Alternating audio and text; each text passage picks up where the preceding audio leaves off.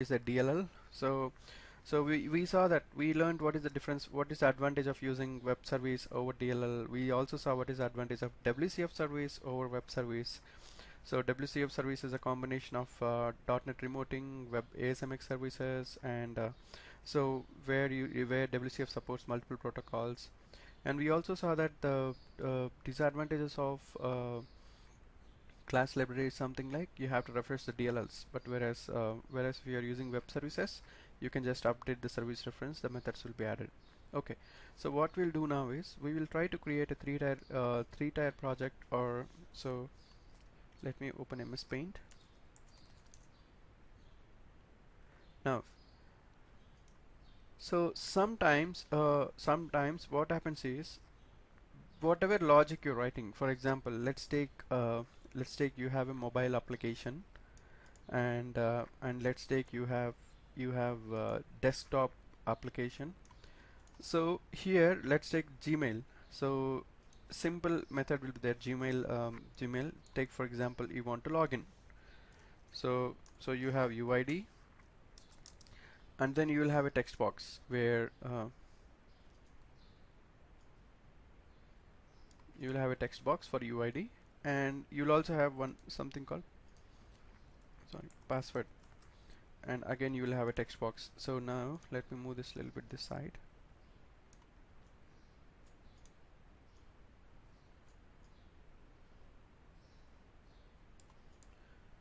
Okay, so here,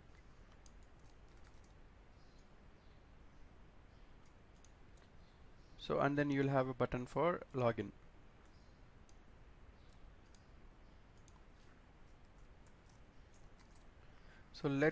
So this is assume that this is a mobile UI, and in the mobile you have user ID, password, and login. And now the same thing, if I do, for example, even in the desktop application, we'll have the same thing. So sometimes the difference between the normal difference between desktop applications or mobile applications is something like we'll have lightweight images there, or lightweight controls in the mobile application, because the RAM size of mobile is normally 1 GB RAM, whereas for desktop you will have normally up to 4 GB or 8 GB RAM. So performance wise, and also UI, user interface size for mobile will be very small when compared to desktop. So for that reason, normally when you are designing mobile applications or desktop applications, you have to ensure that the size images which are loading, sometimes even some mobiles will not support all types of images. So have you seen that anytime when you try to open an image which you have taken with your mobile or camera, it will tell you it is not supported, the image is not supported? Anytime you have seen that? So so for that reason always we have to ensure that the mobile applications which you are developing are less size when compared to the desktop applications. But some functionalities which you have, for example, let's take UID and password. So when I enter user ID and password, when I click on login, so the moment when I click on login, so I just need to verify whether the user ID and password which I am entering is matching with the database or not, is matching with the values in the database or not. If they are not matching, I will display either UID or password is invalid. Okay, so now, so in this case, both the mobile and it just returns true or false. The method will only return true or false. In this case, what I can do is I can actually reuse the functionality which I have written for desktop. I can reuse the same functionality which I have for mobile as well. So assume that I'm writing the logic on button click. So for example, let me create a project.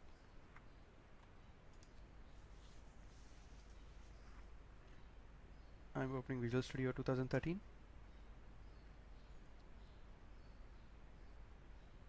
Okay. Now I'm going to create a web application. So file, new project, and I'm going to select ASP.web application, and 2012 I'm going to select ASP.NET empty web application, and I'm going to give this as um, business logic layer. So, or let's take this as my website.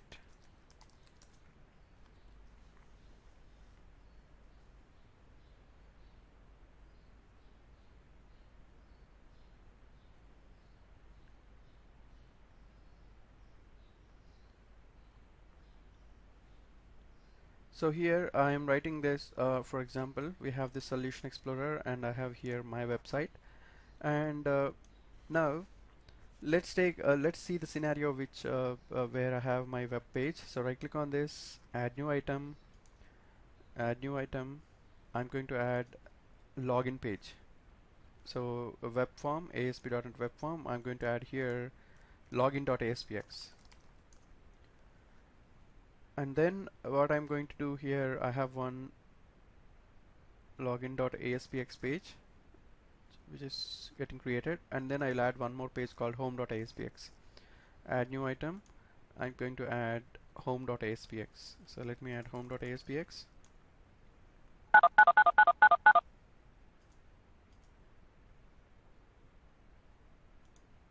Okay, so now I'm adding another page. I'm giving the name as home.aspx and I'm clicking on add. So now I have two pages. One is login.aspx, one is home.aspx. So what I wanted here is, let's try to understand how we can actually do validation before proceeding on three-layer architecture. So login.aspx, I can write the I can actually add here user ID, and I can add a text box, ASP colon text box ID equal to txt user ID, and then I can give run at server. And then I can add a new tag, br tag, and then here I can add password, and again ASP colon text box ID is equal to txt password. And what is the things I need to add here? If I type like this, I'll be able to see the password. So what do I need to do here to make this as password box? Yeah, I got a mixed answers actually. Some of you are telling text mode and some of you are telling us type is equal to password. So type is equal to password is something which we give it in HTML control. So input type equal to password, we gave it in HTML. But when you are doing it in .NET, you need to give text mode equal to password.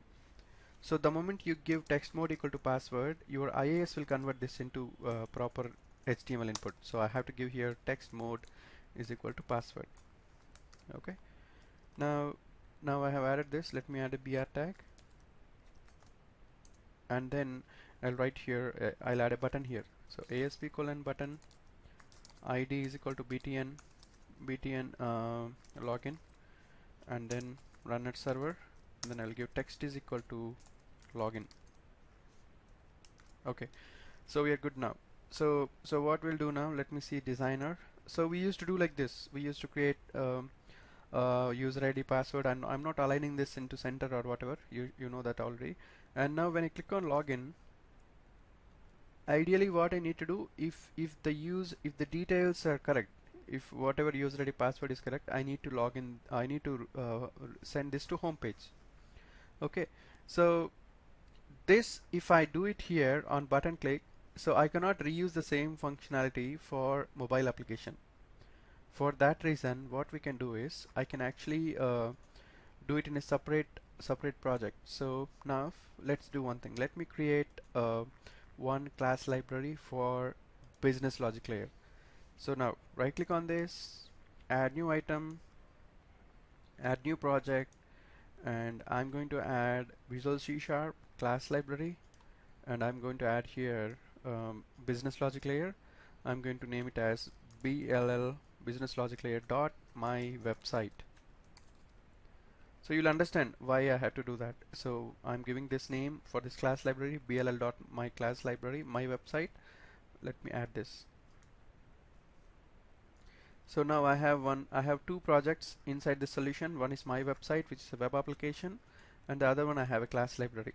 Okay, let me delete this class1.cs. Okay, so now I have one BLL. For database layer, let me add another class library project, and I'll name it as database layer DBL. I'll put dbl.mywebsite. So right click on this, add new project. I'm going to name that as class library, again class library, and I'm going to name it as a DB layer. So DBL DBL. I'm not putting DLL because again we'll have a confusion. So actually I'm putting database layer dot my website. Click on OK. So now I have like this. Normally when you join any project or when you join any company, you will see three layers. So now one is my website, is web application, and this is DB layer my website, and business logic layer my website. So what I need to do now is in DB layer I'm going to delete this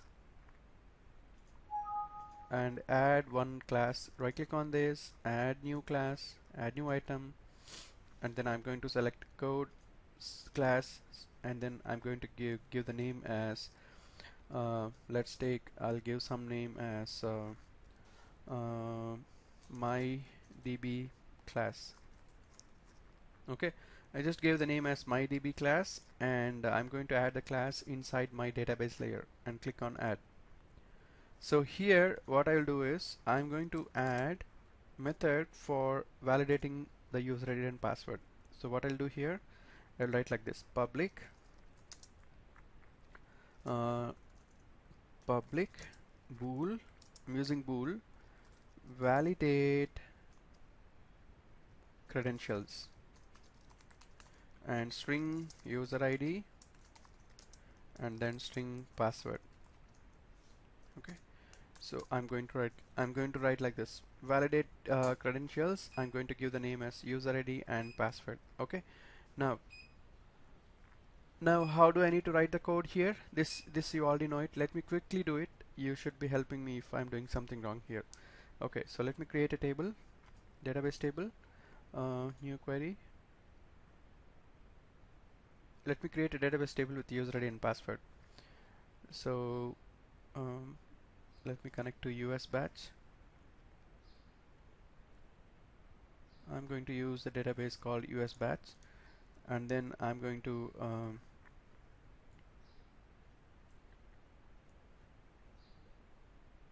okay, so create table.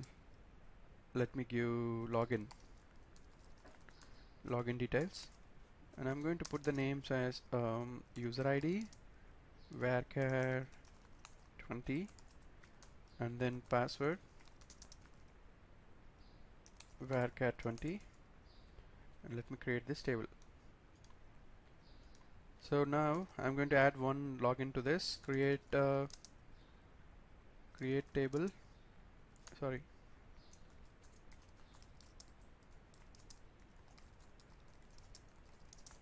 I'm going to give one user ID make, and then I'm going to give the password as password.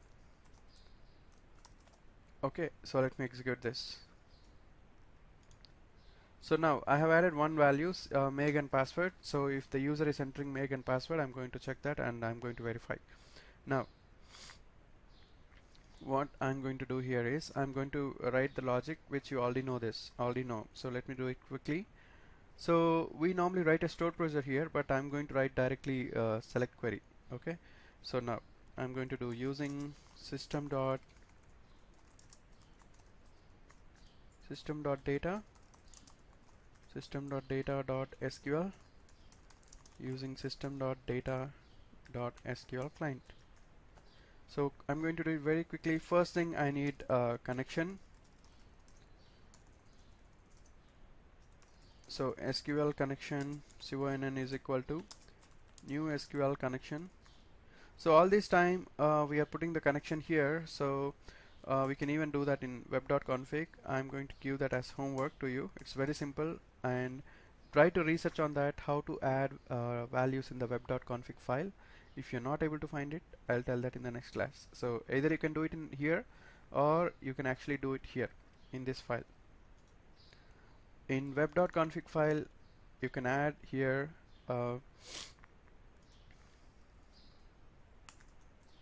there is something called app settings, and you can add here add key is equal to connection string, and then I can write here value is equal to, you can write here data source is equal to make.pc, and then you can write here initial catalog. Initial catalog is our US batch, our database, and then I can give integrated security equal to true. So in web.config, normally when you open inside that, you can put one tag called app settings, and inside this app settings tag you can add something called add key is equal to this and value equal to this. So when you add a line, this one, you can actually access this. The reason why we do like this is sometimes in your database layer you might need to write this connection string in many places. In that case, if you hard code it in the file, you have to change it in many places. But when you put it in web.config and try to access this from wherever you want, so in that case, sometimes what happens, right? Your server might be down. You might have to change the server name, Megnath PC, to some other server name. So in that case, you have to search for all the files wherever you're writing the connection string like this, if you're writing the connection string in your code. So for example, if I'm writing like this in many places in my code, so I have to search for this wherever I have written my connection string. So instead of that, we have something called, we can add it in web.config file, and what we can do is we can get the value from web.config file. So how to get that here is, we have something called configuration manager.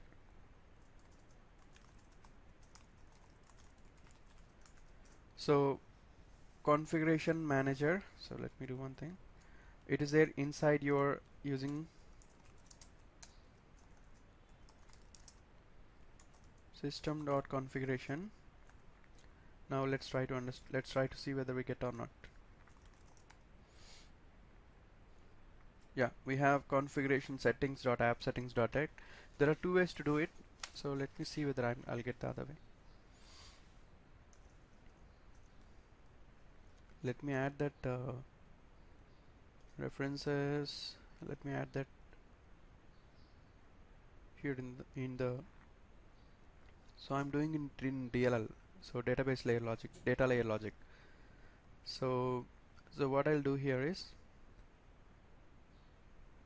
I'm going to add reference. I'm going to add, go to assemblies. I'm going to add system.configuration.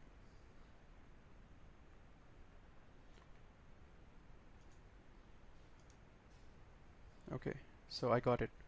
So now I added the system.configuration here. So let's see whether I have that or not. So I have now configuration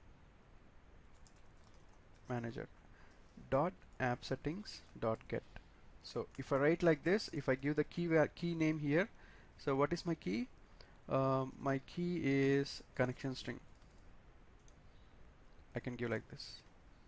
Okay, so please keep this in mind. I repeat again, I went through quickly, so I repeat again. Every time when we are connecting to database in the previous two classes, I have written the code in here, connection string here. So the disadvantages of writing connection string here is, imagine I have my code files, and I have multiple code files in my project. There are 20 to 30 code files, where in every file I'm hard coding my connection string here instead of getting it from web.config. So in that case, in future, if I have to change my server name, I have to search for all the connection strings and I have to change it. Instead of that, what you can do is add in web.config file single place, and every time when you are getting the connection string, write this code, configuration manager dot app settings dot get. So this will this is key. So for this key, whatever you have it in your web.config, it will get the value. Okay, so is it clear, all of you?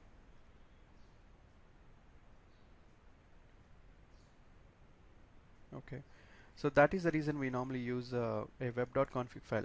Web.config file is normally used to add all the configurable values there. Okay, so previously we learned about custom errors. Custom errors where we put HTML status code equal to 404 or whatever respective error codes, we are redirecting to the some error page. Even that we added in web.config. There we got a question saying like whether we can add multiple HTML status codes. Anyone try to research on that? whether we can add 404 comma 405 comma 406 like that.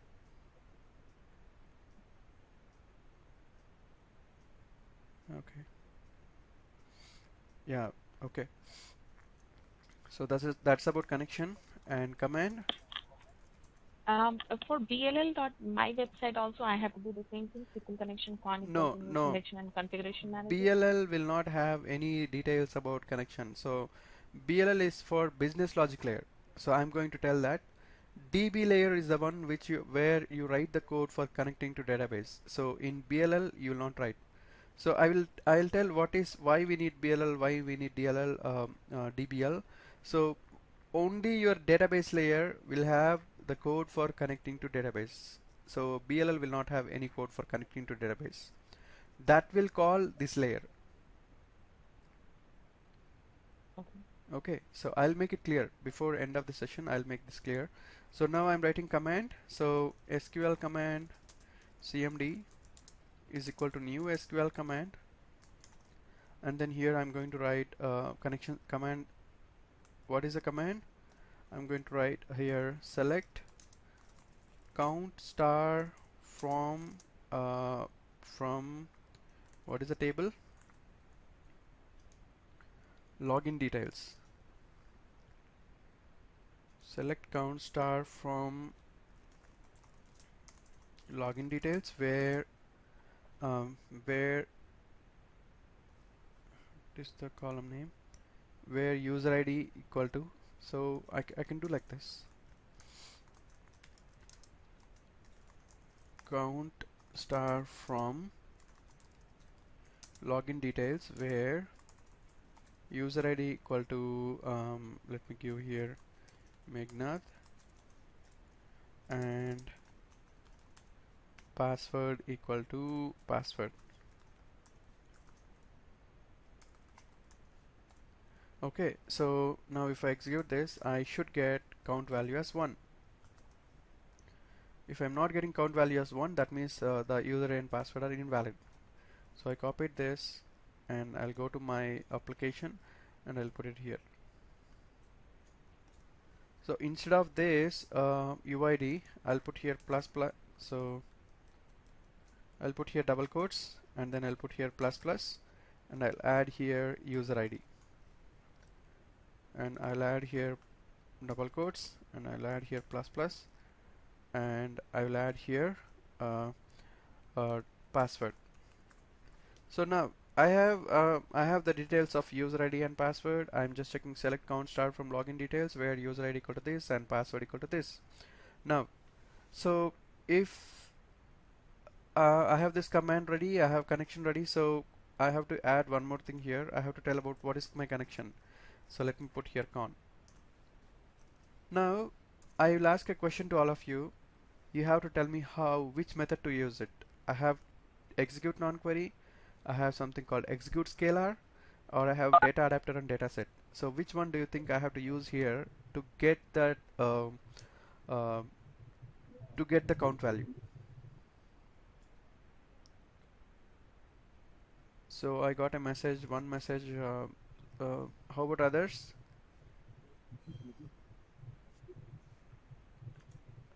Do I need to use execute non-query or execute scalar? I need to get a value from the database.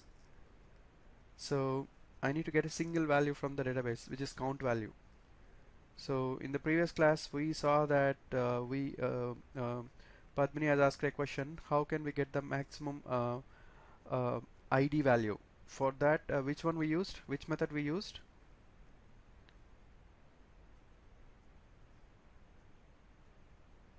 We have used execute scalar. See, I repeat again, there are three ways. So let me open this. So your goal is to populate grid view. Then you normally have to choose data adapter and data set. Okay, so where data adapter will fill data set and you'll give the data set to a grid view. Data source equal to, you will give that to a grid view. Now my goal is to update a record, to update some value in database, I can use execute non-query. So this is used to update or to insert whatever, but it will only return you number of rows affected. It will not tell you, it will not return you any value from the command. You will not get any value from the command. It will only execute that query. That's all. And your goal is to execute a command and to get single value. You have to go for execute scalar. So now which one do I use now? Do I use data interpreter dataset? So while logging in, do I have a grid view there? I don't have a grid view. I just need to check whether the user ID and password are matching or not. So which method do I think I need to follow here? Do you think method 1 or method 2 or method 3?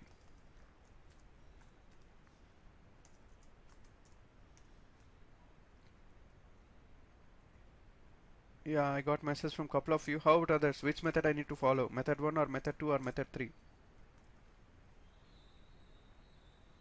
How about others? So why method 3?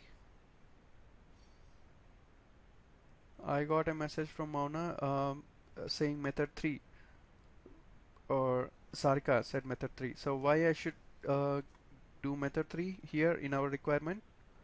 Because I need to get the count value from the command.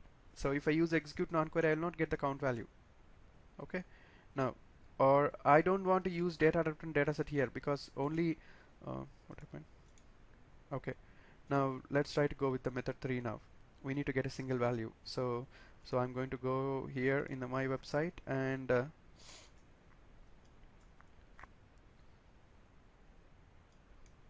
now I'm going to write here get the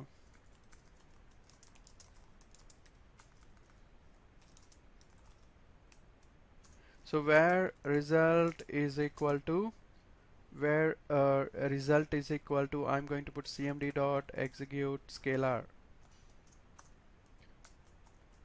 Okay, and then what I'm going to do here, if convert dot to int of 32 of result is equal to 0, that means return false, else return true. Okay, so what I'm doing here, I'm getting the value and I'm assigning this and I'm returning false. If the result count is 0, that means the user and password are not matching, and in case if they're matching, that means the count will be so, or I can put like this. Okay, this should be fine. So this logic should be fine. Now I'm done with the database layer method. So what I need to do here is I need to write the same